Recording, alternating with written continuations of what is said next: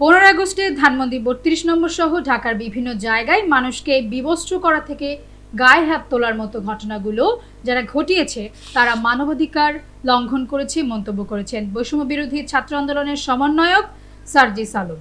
বিস্তারিত রাকিব হাসানের রিপোর্টে। প্রেসার গ্রুপ শুক্রবার সকালে ঢাকা বিশ্ববিদ্যালয়ের অমর একুশে হল প্রাঙ্গণে সাংবাদিকদের সঙ্গে একথা বলেন তিনি।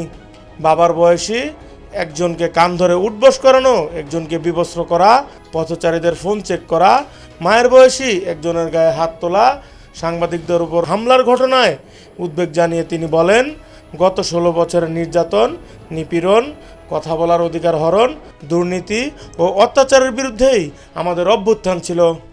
আমরা এমন একটি বাংলাদেশ চেয়েছি যেখানে সবাই সবার কথা বলতে পারবে, মত প্রকাশ করতে পারবে, যে যে ধারায় বিশ্বাসী সেই অনুযায়ী সে কাজ করতে পারবে। মানুষকে বিবস্ত্র করা থেকে গায়ে হাত তোলার মতো ঘটনাগুলো যারা ঘটিয়েছে তারা মানবাধিকার লঙ্ঘন করেছে। এগুলো কোনোভাবেই আইনসঙ্গত নয়।